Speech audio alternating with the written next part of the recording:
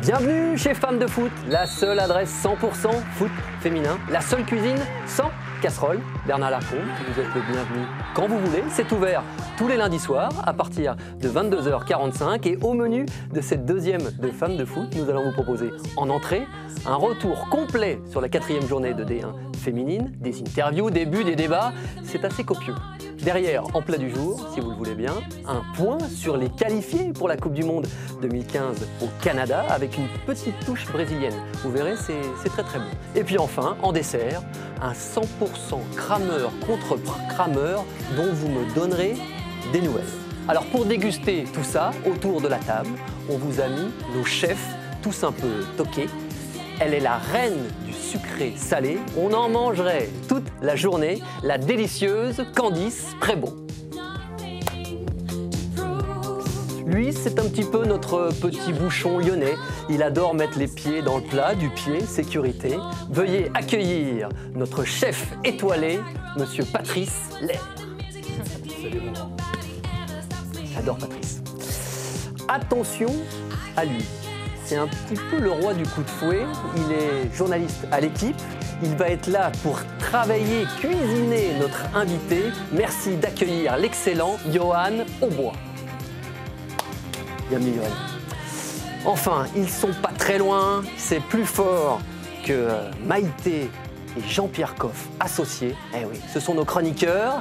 Ils vont vous régaler. Mademoiselle Mélina Boetti et Monsieur Thomas Mekisch. C'est très bon, c'est très très très bon. Et enfin, elle tombe à point nommé. Elle est toujours saignante, voire bleue. C'est une vraie lionne, même si son nom pourrait nous faire douter. Merci d'accueillir la capitaine de l'Olympique Lyonnais et de l'équipe de France, l'immense Wendy Renard.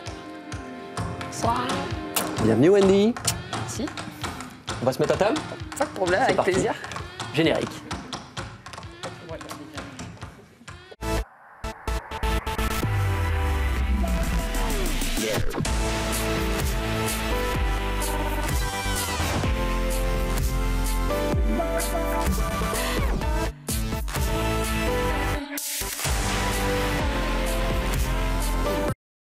Aisaki desu.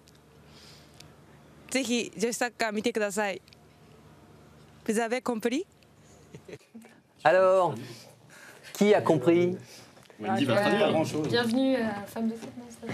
Vous avez une maîtrise de japonais? Ouais, un petit peu. Ah, je vous reconnais bien là. Candice, tout le monde est bien installé. On a passé un bon week-end. On accueille chaleureusement notre très cher Johan. Merci d'être avec Bonsoir. nous. On vous a mis à côté de Wendy. Marquage à la culotte. Je vais pas bouger normalement. C'est parti. Wendy, on va s'adresser à vous. On connaissait les fables de La Fontaine, le corbeau et le renard. Ouais. Il y aura désormais la lettre de la Boétie. Elle s'adresse à vous. Écoutez-la. Elle a sorti sa plus belle plume, Mélina. Cher Wendy, d'habitude il est à l'affût, porte le numéro 9 et toujours là pour pousser au fond un ballon qui traînerait trop longtemps ou trop souvent devant le but adverse. Vous êtes l'exception, la défenseur qui confirme la règle. Preuve que le renard des surfaces n'est jamais celui que l'on attend vraiment. Car comme vous aimez le répéter, vous êtes là avant tout pour défendre. Wendy, vous êtes le symbole du football moderne, une ligne de conduite. La meilleure défense, c'est l'attaque. Quand il s'agit de déposer le cuir sous la transversale, votre 1m87 s'invite volontiers dans la zone de vérité. 16 réalisations en 57 sélections chez les Bleus, avec Capitaine Renard, Pippo Inzaghi peut mourir tranquille et Philippe Bergerot dormir sur ses deux oreilles. Wendy Renard, un aptonyme, en langage moins hashtag je m'écoute parler, un aptonyme, c'est un nom prédestiné. Explication par l'exemple, Jérémy Pied, footballeur, Édith Cresson, ancienne ministre de l'Agriculture, Michael Gélabal, basketteur, et donc vous, Wendy Renard. Vous êtes chenapan au duel et rusé devant votre cage, mais surtout, lionne dans le cœur. À seulement 24 ans, déjà plus de 200 matchs avec l'OL, depuis votre grande traversée en 2006, de la mer des Caraïbes au bord du Rhône, un grand 8 français, un doublé européen, autant de titres griffés Wendy Renard. Et c'est parce que vous avez choisi le foot plutôt que le hand que vous êtes là ce soir pour travestir Étienne de la Boétie. Soyez résolu à attaquer Et vous voilà libre.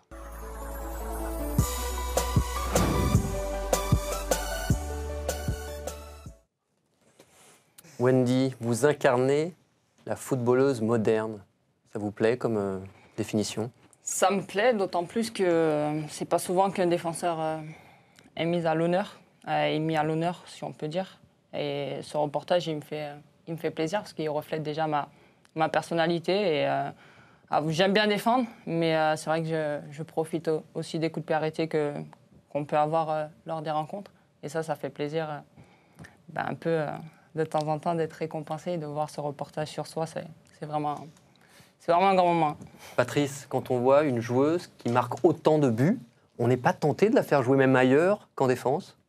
Non, parce que bon, c'est d'abord un défenseur, de talent, complet, capable de relancer long, court, d'intervenir au niveau des tacles, toujours régulier. Une prestance, vraiment un talent exceptionnel. Puis à 24 ans, avoir son palmarès en club, c'est sensationnel. En plus, elle va encore gagner beaucoup de titres. J'espère aussi au niveau international, mais pour moi, ça a été un régal de l'avoir pendant 4 ans sous mes ordres. Et franchement, de l'avoir ce soir aussi, c'est des moments forts, parce qu'on a passé des moments forts, on a vu des images, des titres. Non, bravo à Wendy, et puis surtout, continuer à travailler pour rester certainement l'une, voire la meilleure défenseuse du monde. Allez, on va attaquer notre petit moment carte blanche. Je le rappelle pour ceux qui n'étaient pas là la semaine dernière, je pense à Johan notamment. Alors le concept est simple, je le rappelle rapidement. Une question, celui ou celle qui me donne la bonne réponse a droit à 30 secondes de temps de parole à n'importe quel moment sur n'importe quel sujet. Alors, soyez un peu meilleur que la dernière fois parce que vous étiez loin du compte. Je vais mettre la pression à personne, mais c'est comme ça. Alors, la question est la suivante. Combien de buts a inscrit Wendy Renard en Division 1 féminine? Honneur aux femmes, Candice.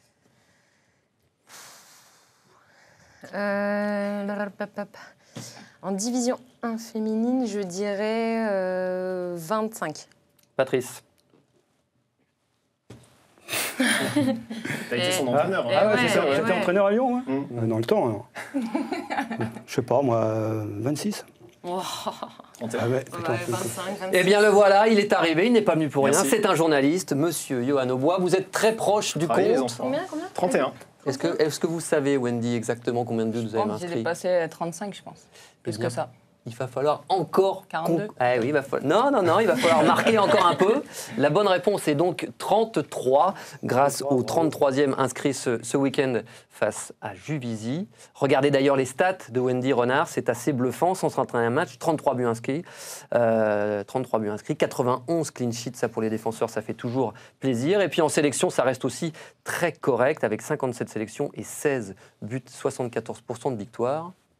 Est-ce que Wendy, quand on voit vos stats, surtout que sur la dernière saison, vous marquez 10 buts en équipe de France, est-ce que vous sentez un peu plus de confiance? Est-ce que vous avez modifié votre jeu? Qu'est-ce qui fait aujourd'hui que vous marquez beaucoup plus Non, tout simplement, je prends confiance aussi par rapport à mes qualités. Je sais que sur les coups de pied arrêtés, je suis une joueuse qui est très importante pour quelle que soit l'équipe que je joue, en équipe nationale ou dans mon club. Donc, après aussi, je possède aussi des joueuses qui ont énormément de talent. Là, on voit, c'est Boulette qui me met le ballon, mais la plupart du temps, c'est Louisa Nessib, non? C'est Nessib Renard. Donc voilà, j'ai la chance de jouer avec une telle joueuse. Et même, ça peut être des Busaglia, des Abili. Donc, je possède des grandes joueuses autour de moi et qui me mettent des bons ballons. À l'époque, c'était Bombastor. Maintenant, elle n'est plus là. Donc voilà, je possède des grandes joueuses et j'essaye d'en profiter et me mettre bien le ballon. Donc, c'est à moi d'y être au point de chute. On voit toutes ces actions, toutes ces occasions, notamment avec l'équipe de France, Wendy. Moi, je voulais revenir sur votre statut de double capitaine à Lyon en équipe de France. On le rappelle, vous avez tout juste 24 ans. C'est pour vous assez naturel d'avoir le brassard? Pour moi, c'est naturel, d'autant plus que aujourd'hui, j'ai rien demandé. Voilà, je pense que j'ai une personnalité. Si le sélectionneur m'a choisi en tant que capitaine, c'est parce qu'il a apprécié ma manière de faire, ma manière de jouer. Après, je pense qu'au fur et à mesure, ça a commencé avec Patrice. Quand il m'a donné le brassard à l'OL, je pense que ça a déclenché pas mal de choses, déjà moi, personnellement, dans ma tête. Et puis après, je pense aujourd'hui, avec l'équipe de France, c'est naturel et je prends de plus en plus mes responsabilités. Mais je pense que de ce côté-là, je peux encore progresser et mieux faire. Et c'est pour ça que je regarde aussi les grands joueurs et ceux qui portent le brassard depuis pas mal de temps dans les différents clubs. Donc ça me permet de progresser de ce côté-là. Patrice, vous l'aviez donné déjà, vous, à l'Olympique Lyonnais, dès le départ de Sonia Agon-Pastore? C'était flagrant. Après Sonia, je voulais quelqu'un de fort mentalement, fort aussi sur le terrain, qui vraiment en impose. C'était le choix de Wendy. Et après, Philippe Bergerot m'a contacté aussi pour en discuter. Et lui aussi, il a fait le choix de Wendy. Je lui ai dit, ça renforçait un petit peu mon choix aussi. Et je pense qu'on a fait un très très bon choix tous les deux.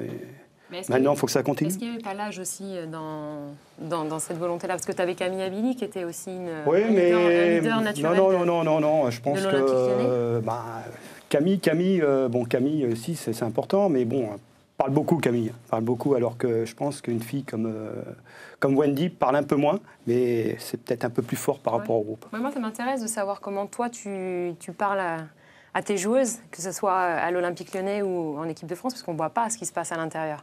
Donc ça nous intéresse de savoir comment toi, tu agis en tant que capitaine à l'intérieur. Moi, je ne suis pas quelqu'un qui parle énormément. Après, c'est vrai que, comme je dis, être capitaine, le sélectionneur ou le coach choisit sa capitaine. Mais pour moi, tout le monde doit être leader dans sa tête, doit être capitaine dans sa tête. Et si tout le monde réagit de cette manière, le groupe, il est encore plus fort.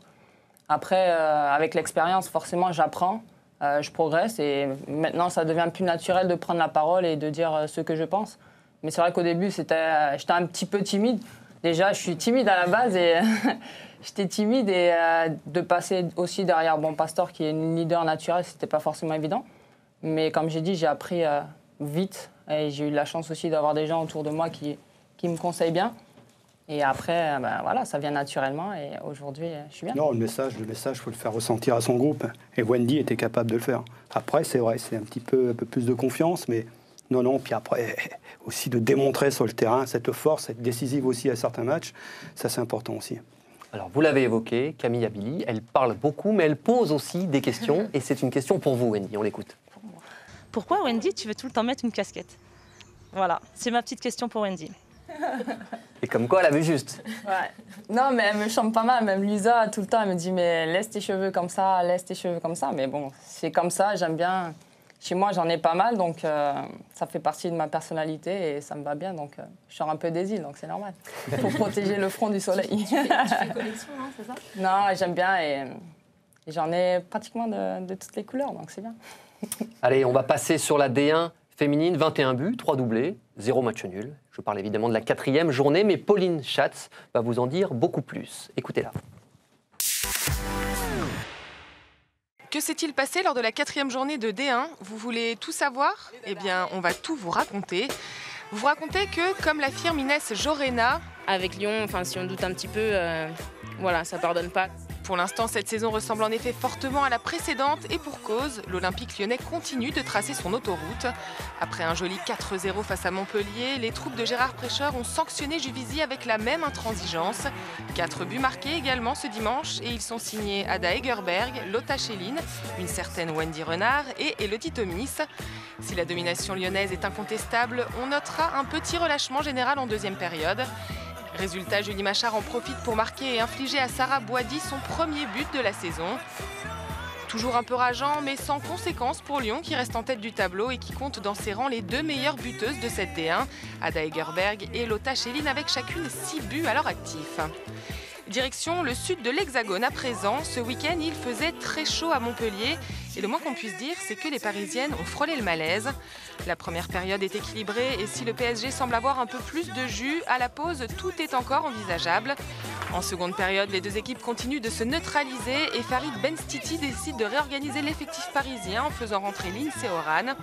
À première vue, l'initiative n'est pas vraiment payante et on semble se diriger vers un match nul et vierge. Mais il faut toujours se méfier des apparences, comme dirait l'autre. Et à une petite minute du coup de sifflet final, Laure Boulot centre sur Oran qui marque le but de la victoire. Paris assure donc l'essentiel et reste à égalité de points avec les Lyonnaises, tandis que Montpellier va clairement devoir se relancer après 2 revers consécutifs. Lyon en tête devant Paris, Juvisy et Soyaux qui s'installe à la 4e place après son carton plein face à Arras. Sur leur terrain, les Charentaises n'ont pas fait dans la dentelle et si à la pause elles ne mènent que 2-1, eh bien elles en ont encore beaucoup sous les crampons. Pasco, Barbe puis Migo se rappellent tour à tour au bon souvenir d'une Céline Musin un peu dépassée dans ses cages. 5-1 au final pour Soyaux qui a encore un bon coup à jouer la semaine prochaine face à Albi. De son côté, après 2 défaites, un chouïa plombante face à Lyon et Paris, Guingamp se refait une petite santé. Victoire la semaine dernière à Saint-Étienne et victoire ce week-end à domicile face à Rodez. Dominatrices de bout en bout, les Bretonnes ont soigné la différence de but pour s'imposer 4-2 et remonter de la 8e à la 7e place. Un petit point rapide sur les 2 autres rencontres de cette 4e journée et parmi les promus, Albi est plutôt très bien parti. Vainqueur face à Issy-les-Moulineaux, les Albigeoises occupent une superbe 6e place, bien loin devant Metz qui s'est incliné face à Saint-Étienne et qui reste donc bon dernier. Vous vouliez tout savoir sur la D1 ? Eh bien voilà, vous savez tout. Ah, ils sont là, ils sont dissipés, ils en veulent, nos chroniqueurs, nos consultants. Qu'est-ce que vous avez retenu les uns les autres de cette 4e journée, Patrice ? Bon, une belle victoire hein, par rapport aux équipes de tête déjà. Hein, parce que même Paris Saint-Germain, même sur les dernières minutes, je pense que Montpellier, c'était compliqué. Jouer à Gramont, un terrain, j'en suis sûr, mal tondu, sec, 14 heures, il fait chaud. Ils ont réussi à gagner. Je pense que c'est important. Bon, belle victoire lyonnaise aussi à Juvisy. Soyaux confirme. Soyaux en met 5 à Arras, c'est bien. Albi, bonne petite victoire aussi à Issy. Non, c'est intéressant. Bonne victoire aussi de Saint-Étienne, même si c'est peut-être que 1-0, mais c'est des points très très précieux pour la suite. Non, il va y avoir un championnat assez ouvert et j'espère qu'on verra des surprises pendant ce petit championnat. Bon, des surprises, on n'en a pas eu du côté de Bondoufle. Lyon s'est logiquement imposé Wendy face à Juvisy. C'est toujours des moments test. Montpellier s'en était un premier. Le 2e test a été une fois de plus réussi pour l'OL.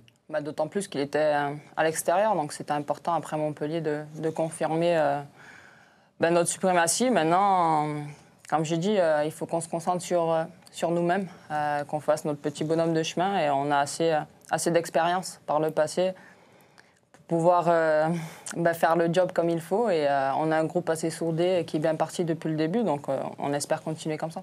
Vous, à titre personnel, encore un but, encore une régalade. C'est le 2e, après j'espère qu'il y en aura plein d'autres derrière et j'ai un petit chiffre dans ma tête, il faut que j'arrive à l'atteindre. Alors, et je le dis pas. Ah non. Je le dis pas. Un petit ciseau. Un petit ciseau. Non, mais les buts de la tête, commence à en avoir ras-le-bol. Alors tente un petit geste technique. Ça marche, c'est efficace. Non, fais-moi un ciseau. On est 1m90 et on est à peu près ceux qui sont pour Wendy. Donc. Non, mais c'est pas que la taille. Hein. Faut pas dire ce que maintenant. Il y a beaucoup de filles qui font 1m60 quand même. Wendy, oui, mais quand on regarde maintenant les coups de pied arrêtés, je suis pas mal retenue. Et franchement, ça devient de plus en plus compliqué. Là, sur moi, j'avais pratiquement 2 joueuses. Duce et comment elle s'appelle encore J'ai oublié, bref. J'avais 2 joueuses sur moi. Avec Butel peut-être ou... Non, j'avais 2 joueuses sur moi et c'est vraiment compliqué. Donc heureusement, Ada, elle était là, Big Mama. Heureusement, elle était là. Donc voilà, elle m'a bien protégée et on a marqué. T'es bien placé. Hein. Il y a peut-être un autre geste en fin de match qui vous a un peu moins plu. Ah, le but. Ah non, même avant ? Ah ouais, le tag de Tatane. Rassurez-nous, pas d'embrouille avec Gaëtan, ça fait partie du jeu. Ça fait partie du jeu, mais sur le coup, c'est vrai que c'est pas agréable, surtout qu'on est en fin de match, c'est un peu évitable. Je pense que je prends le ballon avant elle, j'ai revu les images, elle prend pas du tout le ballon, maintenant pour moi c'est passé. Mais tu connais Juvisy, c'est toujours une équipe accrocheuse et rude dans les duels, c'est toujours assez agressif. Il y a toujours un antagonisme aussi entre les équipes. On l'a vu il y a 2 ans, il y avait eu un Juvisy-OL un petit peu plus vieux, on y était. Ça s'était un petit peu terminé, pas dans la bagarre, mais c'était assez tendu. Et même après le match, il y avait eu des mots échangés, et c'était des joueuses de l'équipe de France. Finalement, derrière, il y avait eu les Jeux Olympiques à Londres, il n'y avait pas eu d'embrouille particulière. Donc ça fait partie aussi d'un match, de la tension. Est-ce que ça s'est apaisé, justement, cette tension, du fait que vous soyez un cran au-dessus, que la lutte pour le titre soit peut-être un peu moins forte qu'il y a quelques saisons ? Est-ce que du coup, l'inimitié, entre guillemets, est moins forte aujourd'hui ? Vous savez, quand vous gagnez pendant pas mal d'années, forcément vous dérangez. Donc au bout d'un moment, les équipes, elles font tout pour nous rattraper.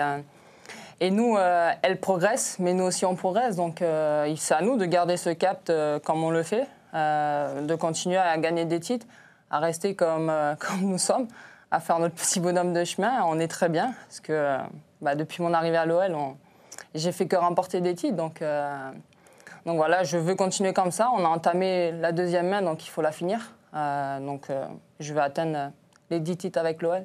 Vous avez le sentiment vraiment que Juvisy progresse, par exemple, sur ce match? Si, elle progresse. Après, voilà, elles ont des faiblesses défensives et forcément, nous, offensivement, on est costaud de ce côté-là, donc on en profite.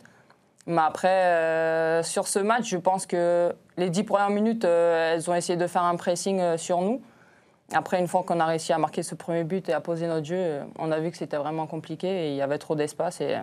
Et forcément, dans le jeu, au niveau de la possession et tout...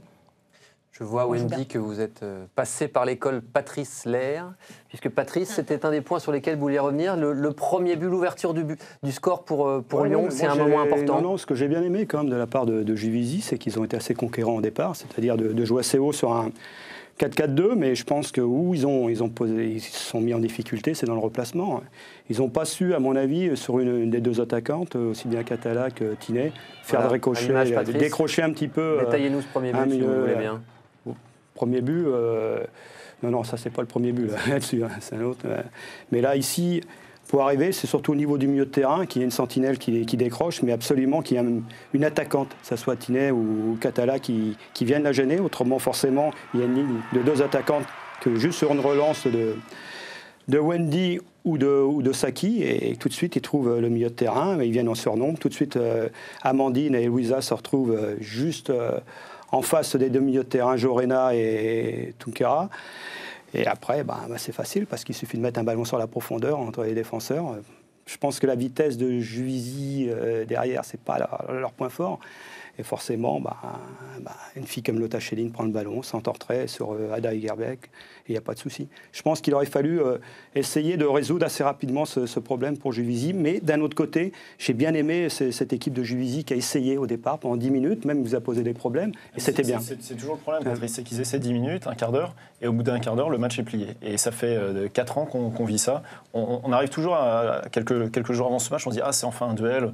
Au tableau, et puis finalement, ça fait pchit au bout de 15 minutes. Au bout de 15 minutes, le problème, c'est de corriger le tir tout de suite dans le replacement. C'est-à-dire se mettre en position, trouver quelqu'un, laisser une pointe. Je veux dire, carrément 2 lignes de 4, 1-1, que de se retrouver à plat avec 2 attaquantes, une devant, une derrière qui prend la sentinelle, et là on bloque. Depuis des années, j'imagine que ce type de schéma a déjà été utilisé. Et oui, mais bon, depuis 4 ans, je crois que c'est une quarantaine de buts encaissés par Juvisy, c'est énorme. C'est à eux de s'adapter, et je pense que s'ils ne le font pas, il y a d'autres équipes qui vont avoir des soucis, parce que aussi Lyon aime bien aspirer aussi un petit peu, pour prendre, vu la vitesse, avec 3 attaquantes comme Le Sommer, Egerberg et Schelling, ça va à 2000 à l'heure. En plus, vous remettez une couche en deuxième mi-temps avec Thomis.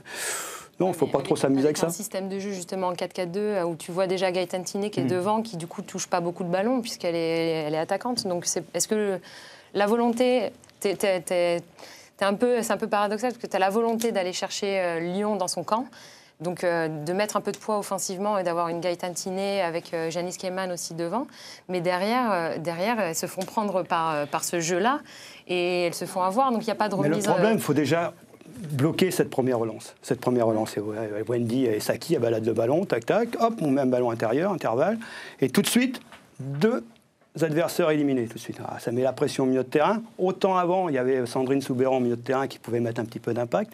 Maintenant, il y a 2 jeunes joueuses qui sont bonnes aussi. Je pense que Jorena et Tunkara sont des joueuses qui vont progresser. Mais après, on a les solutions sur la profondeur, en sachant que les attaquantes lyonnaises vont 2 fois plus vite que les défenseurs juvisiennes. Et là, après, c'est l'autoroute pour les attaquantes lyonnaises. Candice, oui. Vous avez un petit coup de cœur dans cette rencontre, une joueuse qui effectivement est très convaincante depuis son arrivée à l'OL. Oui, depuis son arrivée à l'OL, c'est Saki Koumagaï qui travaille beaucoup dans l'ombre, qui est très modeste, très, très humble et dont on ne parle pas forcément beaucoup et qui est finalement le starter de ce premier but lyonnais avec une ouverture vers Eugénie Le Sommer et derrière Lotta qui fait un très bon boulot, qui vient fixer ses lignes de ville et c'est facile après pour Ada Egerberg de conclure avec ce beau travail collectif. Mais elle est au départ de cette action-là. Elle est venue chercher Camille, je crois que c'est Camille, Eugénie derrière. On voit, voilà, c'est une joueuse qui est complète, autant très discrète, mais tellement efficace. Bon, là, elle a besoin d'être à deux avec Lara Dickenman pour bloquer Gaëtane Thiné, mais c'est une joueuse, pour moi, qui mérite d'être un petit peu mise en lumière par rapport à sa prestation depuis le début, ses débuts à l'Olympique Lyonnais. Et elle est tellement complète que, Patrice, vous aviez envisagé un moment de même la faire jouer au milieu de terrain. Oui, milieu de terrain, elle est capable de jouer au milieu de terrain, elle a de l'abattage, elle joue juste, elle ne perd pas de ballon, elle a une qualité de passe extraordinaire, elle est toujours très appliquée. Et non, l'anticipation, c'est une super joueuse. Et puis bon, tous les jours de travail et d'entraînement avec des joueuses comme ça qui s'impliquent, qui travaillent. L'année dernière, elle était blessée, mais elle est revenue 2 fois plus vite qu'une autre joueuse parce que tous les matins, elle était là, elle faisait de la musculation, travaillait avec Tourota. Non, c'est des joueuses sur qui on peut compter. Elle figurait parmi les présélectionnés pour le Ballon d'Or. Elle fait partie des 10 quand même. Donc ça veut tout dire aussi que voilà, cette joueuse, elle est juste monstrueuse. Tactiquement, c'est toujours très très propre parce que c'est l'école japonaise avec un gros collectif. Et c'est vrai qu'elle est habituée justement à avoir cette lecture de jeu, à travailler avec ses coéquipières. Et c'est vrai qu'elle fait jouer, on le voit sur le premier but, en une passe, elle perfore 40 mètres de la défense de très forte aussi, avec Wendy, et toutes les deux, vous complétez. Justement, Wendy, est-ce que c'est la meilleure joueuse avec qui vous ayez évolué en charnière centrale? La meilleure joueuse pour l'instant, oui, si je peux dire techniquement et au niveau lecture du jeu, etc. Je pense que c'est une très très bonne joueuse qui nous a apporté énormément et qui nous apporte énormément. Chaque année, elle progresse. Déjà, là, aujourd'hui, elle parle bien français, donc déjà, c'est bien. Donc, on arrive à bien se marrer. Mais voilà, c'est une joueuse qui a une très bonne lecture de jeu. Et derrière, au début, c'était un petit peu difficile par rapport à la langue. Et puis, on n'avait pas trop l'habitude de jouer ensemble. Donc, on a réussi à trouver les automatismes. Et aujourd'hui, ça va beaucoup mieux. Donc voilà, je suis contente de jouer avec elle. Mais je pense qu'au niveau de la charnière centrale, pas qui me plaît bien, mais où on a fait beaucoup d'années ensemble, c'est la garde noire avec Lolo. Donc, je pense qu'on se complète assez bien. À l'époque de Lilian Thuram et de Saï, même si ça n'a rien à voir les deux joueuses ou les deux joueurs. Mais avec Lolo aussi, je m'entends bien. Allez, on met les protèges tibia, on sort les crampons vissés, mesdemoiselles, messieurs. C'est l'heure de la grande question qui nous est présentée par Mélina Boetti. Juvisy, cette saison, n'a aucune chance d'accrocher le duo de tête, à savoir Lyon et le PSG. Gaëtane Thiné, meilleure buteuse l'an passé avec 25 réalisations, pierre angulaire de la réussite de Juvisy. La capitaine du club essonien ne semble plus à même de porter à bout de bras cette équipe. Et hier, face à Lyon, elle est apparue émoussée, voire très agacée parfois. Avec elle, l'ensemble de l'équipe, un collectif aux abois. Une défaite donc sans appel 4-1 face à l'Ogre lyonnais. Et au-delà du résultat, dans le jeu, Juvisy a montré énormément de failles, notamment en défensive. À l'instar de son arrière-garde, 2 joueuses, Nelly Guibert, 35 ans, Sandrine Dussant, 30 ans. 2 joueuses alignées dès le coup d'envoi qui sont le symbole d'un effectif vieillissant. À l'inverse, lui du PSG qui affiche une jeunesse éclatante, un PSG prochain adversaire en championnat, principal rival cette saison. Alors voilà, question, Juvisy ne sera-t-il plus jamais européen? Patrice, c'est dur, on sait, c'est dur, mais c'est l'idée. Bon, pour cette année, il faut attendre déjà le match de samedi prochain. On verra si le résultat est positif pour le Paris Saint-Germain. C'est vrai que s'il y a une victoire du Paris Saint-Germain, ça va être très compliqué déjà pour cette année. Il y a une équipe peut-être qui vieillit, c'est vrai. Il y a des joueuses qui, comme je parlais de vitesse tout à l'heure, mais il y a des jeunes aussi. Hier, j'ai quand même vu des jeunes intéressantes. Non plus, il ne faut pas tout condamner non plus. Jorena au milieu de terrain, Tougaras, et je pense que c'est intéressant. Mais naturellement, après, pour aller chercher une Coupe d'Europe, et il y a les moyens. Il y a les moyens aussi. Il y a les moyens financiers, on dira ce qu'on voudra, mais il y a Lyon et Paris qui sont sur une autre planète. Et après, ensuite, bon, il y a des clubs comme Juvisy, Montpellier est un petit peu aussi qui a un peu plus de mal à suivre.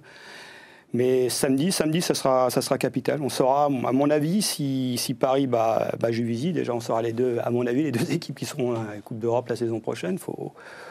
Candice, vous êtes d'accord avec ça? Ouais, alors, moi, je ne suis pas tout à fait d'accord avec les propos de On vous provoque un peu, c'est l'idée aussi. Non, mais je ne suis pas tout à fait Candice. d'accord dans le sens déjà où on parle de Dusan qui a fait une bonne rencontre. Je pense que c'était une des meilleures sur sa ligne au niveau de l'équipe de Juvisy. Je ne pense pas que l'âge soit, pour moi, un critère de compétence et de faiblesse, entre guillemets. Pour moi, c'est pas un critère suffisant. Alors effectivement, Paris Saint-Germain, c'est une autre écurie, c'est pas du tout la même chose, mais il faut penser aussi que l'année dernière, Juvisy a accroché Paris jusqu'à la dernière journée pour la qualification en Ligue des Champions. Donc je pense que Juvisy a encore les armes et Gaëtan n'est pas si émoussé que ça. C'est juste que le duel entre l'Olympique Lyonnais et le Juvisy, c'est toujours comme ça. On connaît bien Gaëtan qui a du caractère et du répondant. Je pense on commence à connaître un peu le personnage.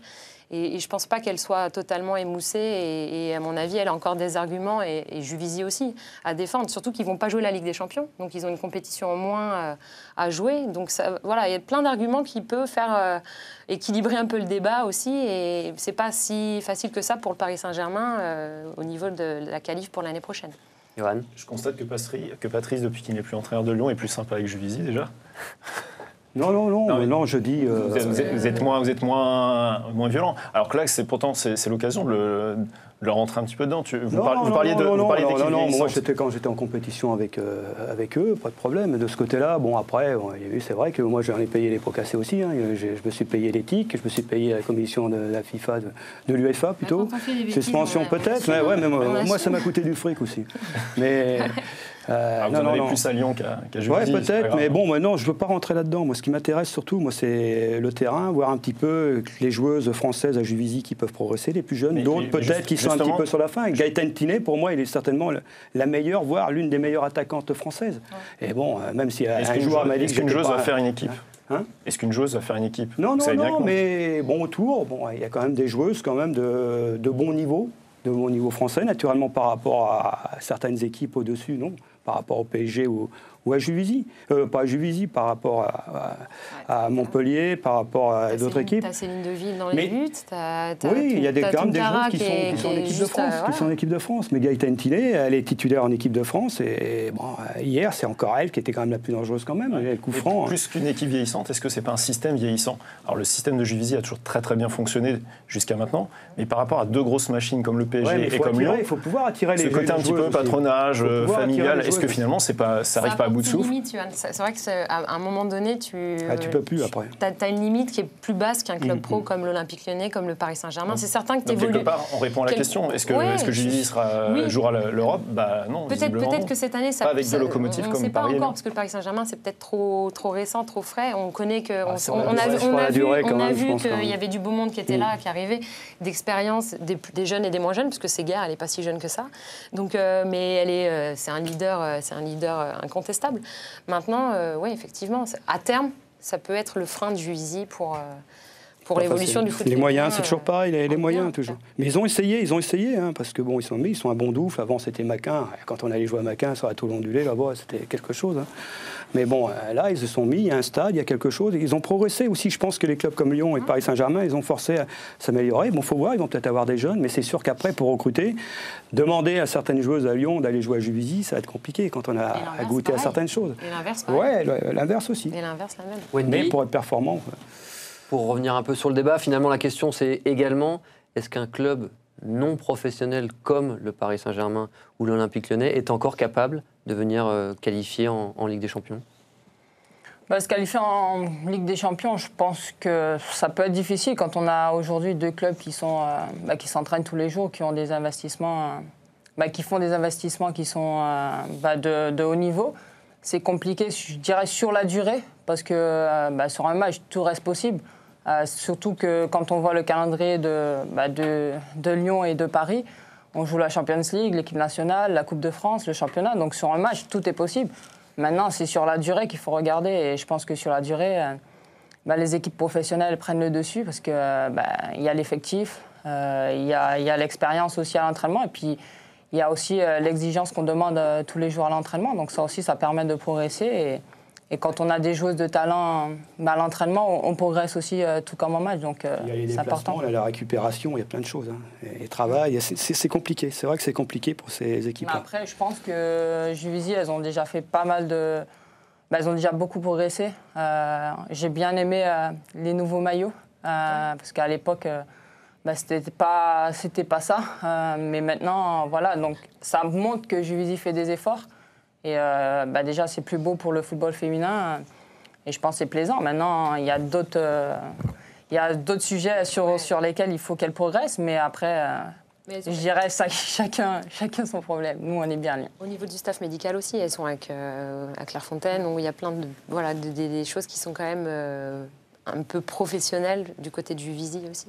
Patrice, vous l'avez évoqué, on va en savoir beaucoup plus peut-être avec l'affiche de samedi. C'est rendez-vous à 20h50 en direct sur Eurosport. Ce sera la rencontre entre le Paris Saint-Germain et Juvisy. On écoute d'ailleurs Pascal Gouzen, le coach de Juvisy, et Inès Jorena qui parle déjà de cette rencontre très importante. Ça va nous faire avancer, ça va nous faire progresser. Et n'oubliez pas que tout de suite, moi je pense déjà à PSG la semaine prochaine. Et c'est un match très important pour nous. Il va falloir tout de suite qu'on soit dans la réaction et vite gommer et vite enlever de la tête ce match, même s'il faut qu'il nous serve, pour vite basculer sur le PSG, pour aller les titiller chez elles et aller les embêter. Parce que je pense qu'on en a les moyens, on a l'équipe pour. Nous, on essaye d'accrocher Lyon et le PSG. Et donc, nous, on est tourné déjà sur samedi. Après ce match-là de Lyon aujourd'hui va sûrement nous servir à ne pas rééditer des erreurs qu'on a faites aujourd'hui. Donc voilà, l'objectif, c'est d'aller à Charletti avec de grosses intentions et de battre le PSG. Voilà, un PSG, mesdemoiselles, messieurs, qui s'est fait peur ce week-end. Une victoire dans les dernières secondes du côté de Montpellier. Johan, est-ce que c'est inquiétant, cette victoire poussive, entre guillemets? Non, Patrice l'a dit, c'est un peu particulier de jouer à Montpellier, à Gramont, sur un terrain, on en parlait avant l'émission, qui a peut-être été préparé justement pour que les niveaux soient moins, la différence de niveau soit moins importante.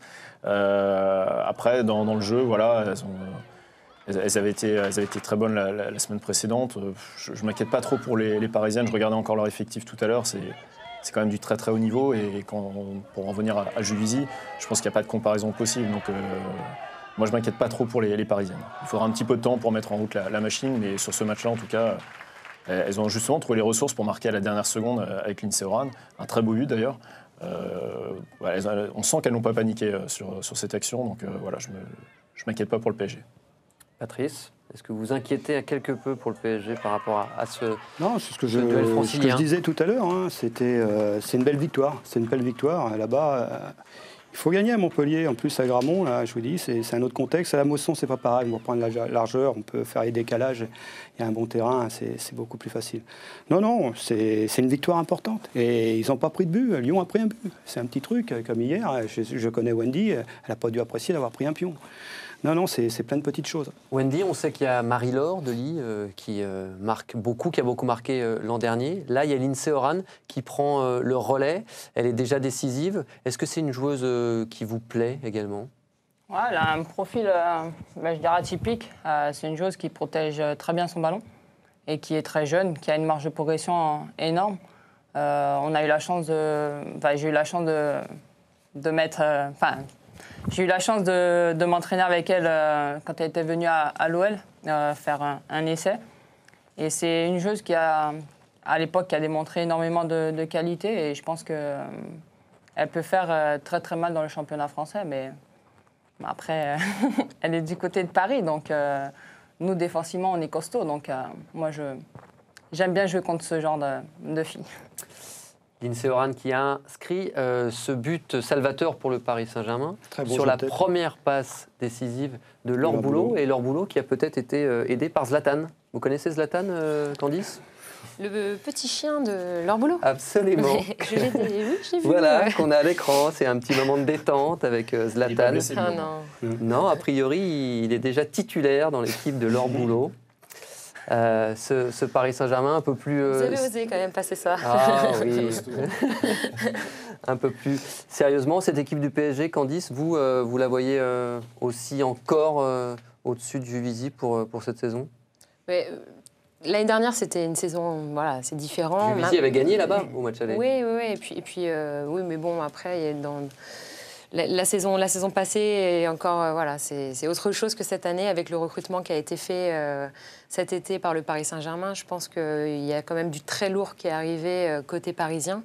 Quand tu as des joueuses qui ont une carrière internationale comme Lira Alouchi, comme Caroline Seger côté suédois, j'en passe et des meilleurs, Jennifer Henning. Bon, bref, il y a quand même du très très costaud qui est arrivé.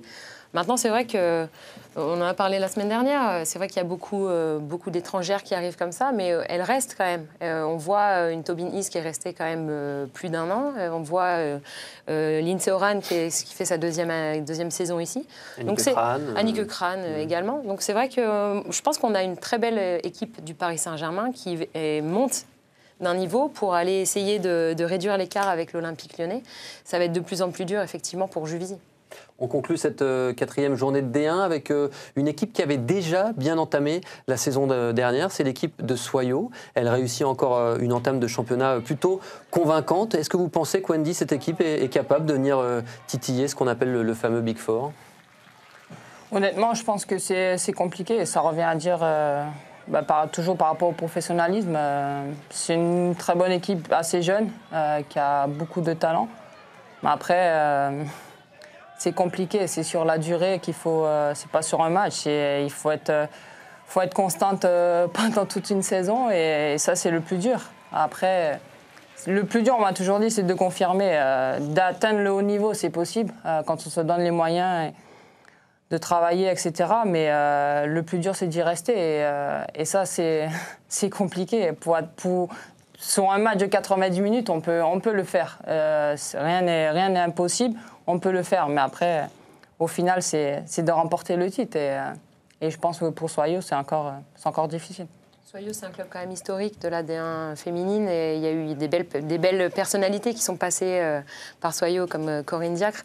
Mais il y a des joueuses actuellement qui jouent encore, qui ont passé un bon moment aussi à Soyaux. Je pense à Marina Pasco, qui est la capitaine de Soyaux. Il y a Siga, Bon, il y a Gwenaëlle Migaud qui vient d'arriver aussi, qui peut apporter offensivement. Je pense que c'est une belle équipe qui peut encore embêter un petit peu le haut de tableau, mais effectivement, le top 4 va être difficile à attraper. Ça va lui coûter cher à Marina Pasco, parce qu'elle a parié 10 € à chaque fois qu'elle marquait un but. Elle a marqué 2, ouais, donc elle doit déjà 20 €.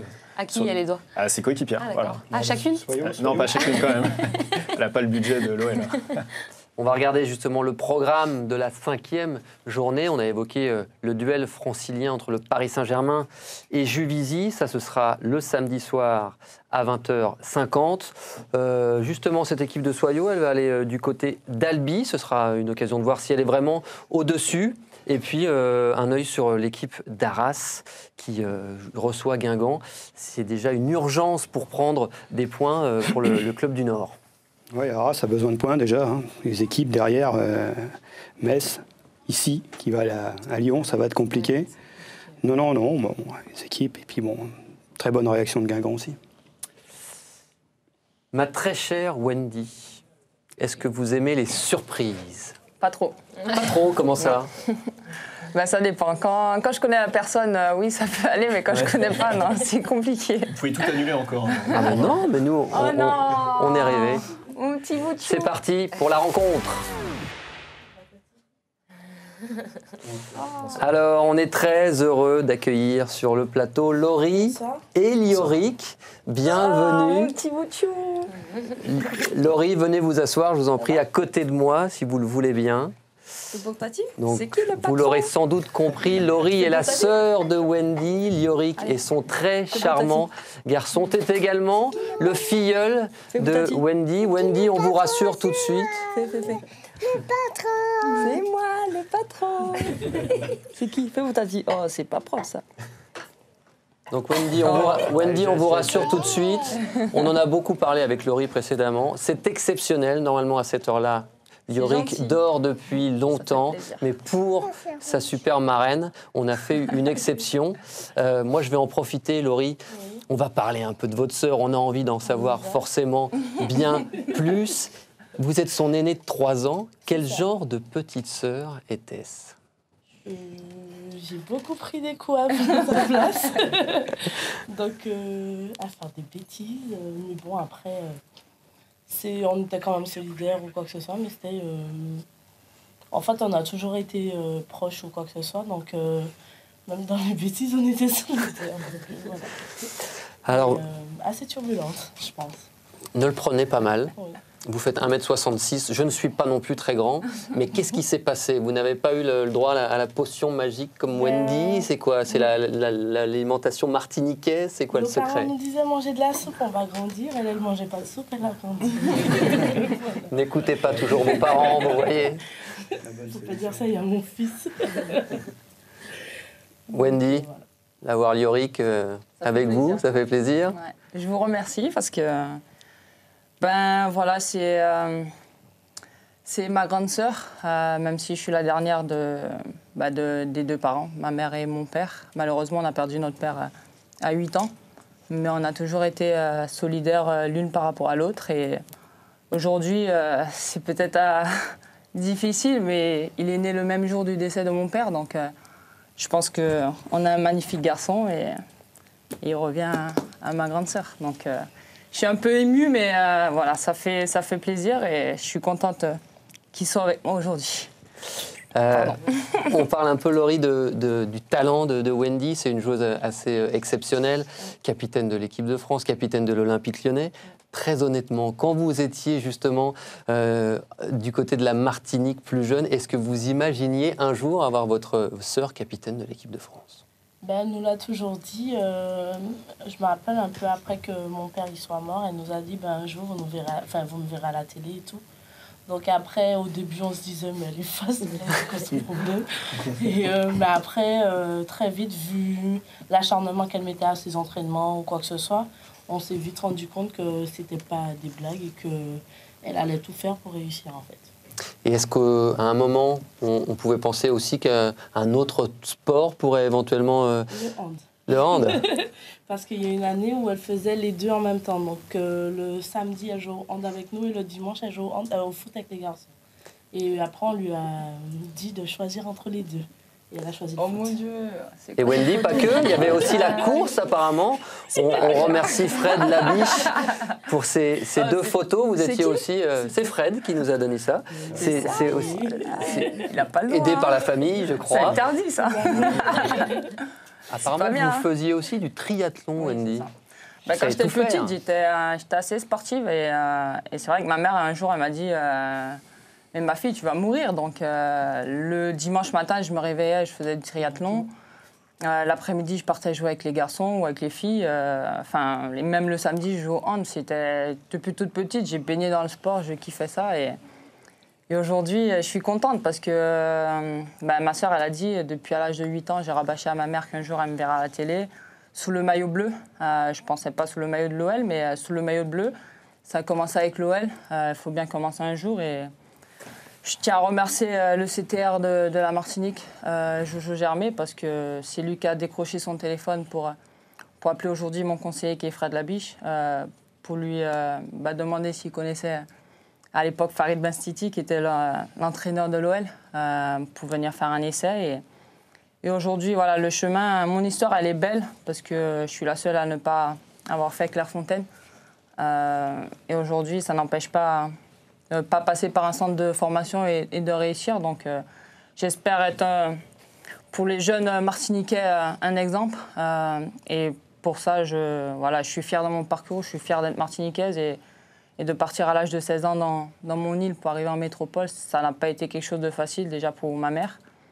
Moi, aujourd'hui, pour mes sœurs aussi. Mais aujourd'hui, je pense qu'elles sont toutes fières. La première, ma mère, donc je l'embrasse très fort. Je pense qu'elle est devant sa télé. On espère bien. Et voilà, donc aujourd'hui, je suis contente et ma mère, elle est contente. Donc c'est le plus beau cadeau que je peux avoir. Elle a toujours été très présente. Je me souviens, après France-Nigeria, on était retournés tous à l'hôtel. Et là, il y avait une énorme délégation martiniquaise. Et la chef de la délégation, c'était Marie-Hélène, si je me souviens bien de son prénom. Voilà. Non, ma mère, elle aussi, elle aime le sport parce qu'elle a joué au hand. Elle s'est jonglée, elle a joué au foot. Donc voilà, ma tante, elle arbitre en Martinique. Donc voilà, je viens d'une famille assez sportive. Ma sœur, elle a joué au hand. Pratiquement toutes mes sœurs, elles ont joué au hand. Donc voilà, ça vient tout naturellement. Et ma mère aussi. Vous évoquez la Martinique, bien évidemment. On a une question de Cécile Locatelli, notre consultante, qu'on salue chaleureusement. Écoutez-la. Wendy, je sais que tu as bien géré l'après-foot, donc je voulais savoir quand est-ce qu'on pouvait venir à ton restaurant que tu as ouvert récemment en Martinique. Avec plaisir. Non, avec plaisir. C'est vrai que, comme j'ai dit, j'ai la chance d'avoir eu des gens qui m'ont toujours donné de bons conseils. Voilà, comme ça n'a pas été facile, je suis partie à 16 ans, il n'y avait pas ma mère avec moi. Je suis tombée, il y a des gens qui m'ont accueilli, notamment Johan Artok et Fred Labiche. Ils m'ont accueilli comme si j'étais pour Fred sa fille et pour Johan sa sœur. Et voilà, ça a continué et aujourd'hui, j'ai la chance d'avoir des gens qui me conseillent. Et ça a été un investissement dans mon pays, dans mon île, enfin sur mon île. Et je suis très contente parce que c'est dans le sud du pays où il y a pas mal de touristes. Donc j'ai déjà eu de très bons retours de la part des métropolitains et ça fait plaisir. D'autant plus qu'on sait que voilà, il y a 8000 km entre la France et la Martinique. Donc j'ai pas mal de retours et je suis très contente. Vous pouvez l'avouer maintenant, Wendy, Patrice Lair est ici, son successeur à l'Olympique Lyonnais. C'est vous qui l'avez choisi. Quand on vient d'un village qui s'appelle Le Prêcheur, et voilà. C'est vrai. Forcément. Ma mère me l'a fait, c'est la première. Ma mère me l'a fait, elle me l'a dit, ça y est, tu ne seras pas dépaysé, il y aura ton prêcheur avec toi. Donc voilà, on me le fait souvent. On remercie Johan Aubois pour cette première. Johan, vous êtes le bienvenu. Vous venez utiliser mon carton blanc. Je pense à ça. Je peux le donner justement, vous avez le droit de le donner, mais... C'est pour toi, ça. Allez, on le donne à Patrice. Allez, nous, on va marquer une petite pause. On se retrouve tout de suite pour la deuxième partie de Femmes de foot. À tout de suite. C'est Louisa Nessib, la pub est finie. À toi, Romain. Merci beaucoup, Louisa. On est de retour dans Femmes de foot pour cette deuxième partie de l'émission. On est toujours en compagnie de notre invité Wendy Renard, Candice Prévost, Patrice Lair et on accueille Monsieur Thomas Mekish. Thomas, s'il vous plaît, vous avez outrageusement dragué Marie-Laure la semaine dernière. Cette fois-ci, restez correct avec Wendy. Mais c'est complètement faux. Salut Wendy. Salut. Ça va? Ça va, merci. Bon, Wendy, tout d'abord, j'aimerais vous dire que je vous respecte. Je vous respecte parce que vous avez toujours cru en vous, et ce, malgré vos détracteurs, à commencer par une prof à l'école. Vous l'avez dit l'année dernière, dans une interview, vous avez dit à l'école, quand on nous demandait le métier qu'on voulait faire, j'écrivais footballeuse professionnelle. La maîtresse avait beau me dire que ça n'existait pas pour les filles, je lui répétais que je voulais faire ça. L'ancienne prof de Wendy, t'es nul, t'es nul, t'es nul. Voilà, c'est fait, je l'ai fait. Voilà. Bon, Wendy, ça va? Ça va, merci. Bon, j'en ai pas fini avec vous, mais j'ai un salaire de 5 chiffres à justifier. Et pour justifier ma présence ici, ça, on peut le dire, oui, je vais vous parler du foot européen. On va commencer par la Suède. La Suède, un pays cher à Candice Prévost. Mais oui, c'est Patrice qui aime non, la c'est Suède. un pays cher à Candice Prévost. Car comme le disait si bien Candice Prévost il y a quelques semaines dans une interview, pour moi la Suède c'est un peu comme Thomas Mekish. C'est joli, c'est plein de grâce et idéal pour passer un bon week-end. Voilà, c'est pas de moi, c'est de Candice Prévost. Allez, regardez ces belles images avec Rosengard qui s'est imposé 3-2 sur la pelouse de Göteborg avec un premier but. Magnifique, il faut le dire, de Martens. On valide ou pas, Wendy? On valide. Allez. Bon, elles ont inscrit 2 buts, les joueuses de Göteborg, mais quand l'adversaire en met 3, ça passe pas. On perd. Voilà, défaite 3-2. Et vous savez quoi? Eh bien, Rosengard est champion de Suède. Pas vrai, Romain Ballan? Et garde son titre. Elle conserve surtout son titre. J'aime quand vous apportez votre œil d'expert sur mes chroniques. Mais ne soyez pas jalouse, Wendy Renard, parce que vous le savez très bien, vous aussi, vous allez être championne avec l'Olympique Lyonnais. Ce sera un petit peu plus tard dans la saison, mais bien joué, en tout cas, aux Suédoises de Rosengard, donc, qui conservent leur titre de championne. Mais maintenant qu'on se connaît un peu mieux, Wendy, parce qu'on se connaît un peu mieux, pas vrai? On peut dire ça. Allez, voilà. Eh bien, je vais vous poser une question. Il y a une question qui me taraude, mais j'ose pas vraiment vous la poser. Vous me connaissez, je suis un grand timide. Alors, je vous ai écrit la question et vous allez vous l'auto-poser. Voilà, c'est de moi, mais c'est vous qui allez la lire. Merci, Wendy. Je peux, c'est parti. Allez. Et salut Wendy, j'espère que tu vas bien. Enfin, j'espère que vous allez bien. En tout cas, moi, ça va. Moi, ça va. Vous êtes né à Chelchière, en Martinique. Il fait 30 degrés là-bas aujourd'hui. Ça m'énerve surtout quand je vois comment on se l'écaille à Paris. C'est vrai qu'il fait froid. Ouais. Bref, si vous deviez définir Patrice Lair en un mot, ce serait lequel? Si c'est un gros mot, lâchez-vous. On est entre potes. Merci. Un mot pour définir Patrice Lair. T'es pas mal là sur ce coup-là. Merci, C'est bien, c'est bon. merci Candace. Un mot, c'est difficile parce que on a vécu, on a vécu pas mal de choses ensemble, mais si je peux choisir un mot pour lui, ce serait la réussite. Parce que la réussite, ça vient concrétiser toutes ces belles années à l'Olympique Lyonnais. Bon, vous constaterez que même le mot réussite ne fait pas sourire Patrice Lair. On s'en fout, il gagne des titres, c'est le principal. Voilà. Bon, c'était génial. Merci Wendy. Vous avez joué le jeu. C'est incroyable. Elle est pas mal. Elle est pas mal, journaliste Wendy. C'est bien, c'est bien. Mais il y en a une autre qui est pas mal. C'est Pauline Kramer. On l'a rencontrée. Claire Fontaine, Romain était là. Elle s'est auto-posé des questions pour femmes de foot. Alors, j'aurais bien aimé appeler ça Kramer contre Kramer, mais j'ai peur que Patrice Lair me fusille d'un regard amical. Donc j'ai juste envie de vous dire, savourez.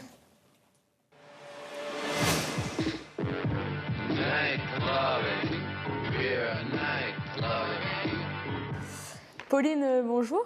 Depuis 2012, tu évolues en Benny League, le championnat belgeo-néerlandais. Quel est son niveau comparé à la D1 féminine?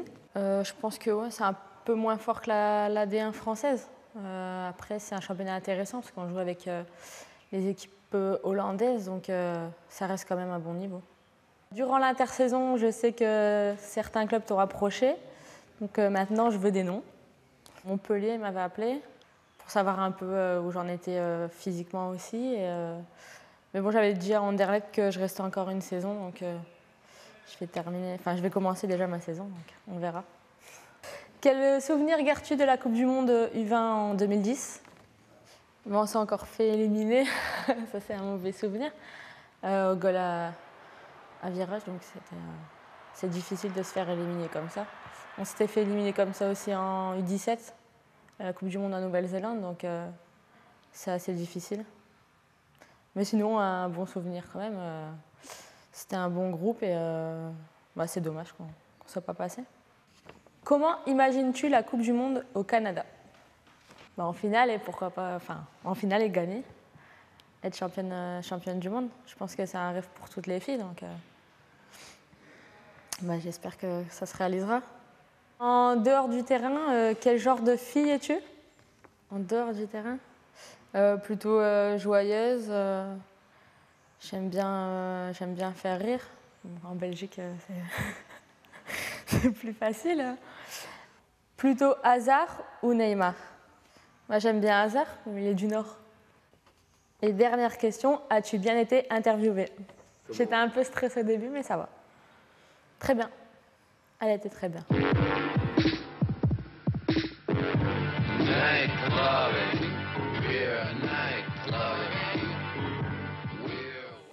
Elle a l'air très sympa, cette Pauline Kramer, Wendy. Qu'est-ce que vous pouvez nous en dire de plus? C'est une petite folle. Hein. Non, c'est une fille marrante. Et au niveau footballistique, c'est une fille qui a énormément de qualité devant le but. Et c'est dommage qu'elle puisse qu'elle soit partie à Anderlecht. Mais je pense qu'on va la revoir bientôt dans le championnat de D1. Et c'est avec grand plaisir. Bon, merci Pauline en tout cas pour ce moment privilégié, même si je trouve que vous posez mieux les questions qu'elle. Enfin, ce n'est que mon avis et c'est peut-être aussi parce que vous êtes là tout de suite à côté de moi. Ok, j'y vais, c'est bon. On termine avec un mot du pays où les voitures ne tombent jamais en panne. Patrice, c'est Allemagne. Tellement fort. Le pire, c'est qu'on n'avait rien préparé avant. On n'avait rien préparé avant. Allez, on y va avec ces belles images d'Allemagne. Je vais être honnête avec vous. Et oui, ça m'arrive d'être honnête. C'est la première fois que je suis honnête avec vous. C'était pas très intéressant, ce match entre le Bayern Munich et Wolfsburg. Et là, vous allez vous dire, mais c'est qui ce type pour nous dire qu'un match de foot n'est pas très intéressant? Eh bien, je suis le genre de mec qui regarde les matchs avec Patrice Lair et qui attend son avis pour me faire le mien. Patrice, pas vrai que c'était pas très intéressant? C'était 0. Et bien voilà. 0-0, Patrice. Ouais, 0. Non, j'ai regardé le match, j'ai regardé 20 minutes. Non, il manquait trop de joueuses. 0-0 dans ce match. Potsdam est toujours leader, mon cher Romain, après 4 journées devant Wolfsburg et le Bayern Munich. J'en ai fini avec vous, ma chère Wendy. Vivement la semaine prochaine, mon cher Romain. Absolument. On est à combien de jours de la Coupe du Monde? Le coup d'envoi, mes chers amis, c'est un très beau chiffre.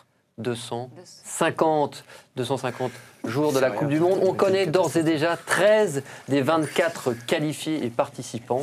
On vous en dit un petit peu plus grâce aux lumières de Pauline Schatz.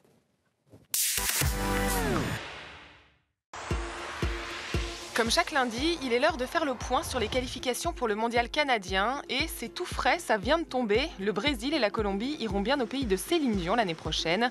Les deux nations se sont en effet quittées sur un score nul et vierge lors de l'ultime match de la Copa América, ce qui permet au passage à la Seleção de remporter le titre continental pour la 6e fois en 7 éditions.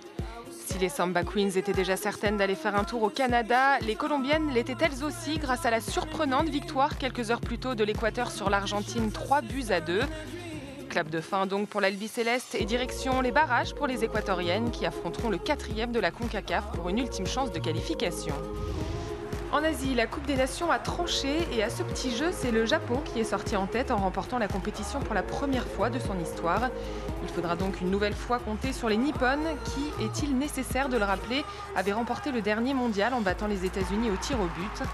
Depuis, on ne peut pas dire qu'elles se soient vraiment laissées aller puisqu'elles ont également décroché une médaille d'argent aux Jeux Olympiques de Londres il y a 2 ans. Mais les Japonaises ne seront évidemment pas les seules représentantes de la zone Asie-Pacifique et elles emmèneront avec elles les 4 autres nations les mieux classées de cette coupe asiatique. Australiennes, chinoises, sud-coréennes et thaïlandaises auront donc elles aussi l'occasion de s'exprimer chez nos amis canadiens. Enfin, vous qui étiez devant la première émission de Femmes de foot, vous le savez certainement déjà, mais on va vous rafraîchir la mémoire avec la liste des autres qualifiés. En plus du pays organisateur, 7 nations européennes ont fait le boulot. Nos petites Françaises qui ont réalisé un sans faute lors des qualifications, mais également l'Angleterre, la Suède, l'Allemagne, la Norvège et 2 petites nouvelles dans la compétition, à savoir l'Espagne et la Suisse. Restent 4 équipes en sursis et un dernier billet à arracher. L'Écosse, les Pays-Bas, l'Italie et l'Ukraine s'affronteront en octobre en barrage avant une finale aller-retour fin novembre. Voilà donc, très cher Romain, ce que l'on pouvait dire sur ces qualifications. Voilà, vivement cette Coupe du Monde, Wendy. J'ai la dernière question de l'émission pour vous. Est-ce que vous savez ce qui se passera le 16 octobre prochain du côté des États-Unis? Ah, c'est la... Je ne veux pas dire de bêtises, la CONCACAF, c'est ça? Ouais. Voilà. C'est la Gold Cup avec une rencontre entre la Martinique et la Jamaïque. Ah, la Jamaïque. Voilà. Alors malheureusement, je pense que vous êtes déçus, mais la Martinique ne peut pas être qualifiée pour la prochaine Coupe du Monde, mais participe à la Gold Cup. C'est aussi l'occasion pour la Martinique de se montrer un peu face à des adversaires de renom. Déjà, ça fait plaisir pour elles, les filles, parce que j'en connais pas mal. Et puis c'est aussi une découverte aussi pour elles. Ça va les permettre... leur permettre de voir le très haut niveau. Et puis, c'est que des bons souvenirs. Donc, pour elles, c'est que du bénéfice et du bonus. Donc c'est bien pour elles. J'espère au moins qu'elles vont faire un bon tournoi, on va dire. Allez, merci à tous. On est déjà dans le temps additionnel de ce deuxième de Femmes de foot. On vous remercie très sincèrement, Wendy, d'avoir été notre invitée. On remercie évidemment Candice, Patrice, notre très cher Thomas Mekish, Johan Aubois qui nous a quittés en fin de première partie. Merci à notre réalisateur Ronan Delaune. Merci à toutes nos équipes techniques. Merci à l'homme qui est dans ma petite oreille, le très charmant Erwan Geloen. Et puis, on se donne rendez-vous, n'oubliez pas, dès samedi soir, un nouveau match en direct, le championnat de France de D1 avec ce duel francilien entre le Paris Saint-Germain et Juvisy. On était tous très heureux de vous avoir avec nous. Vous allez savoir très rapidement qui est le prochain invité de Femmes de foot. C'est Wendy Renard sur le compte Twitter d'Eurosport France qui vous donnera son nom. N'oubliez pas, quelque part, vous êtes déjà tous des femmes de foot.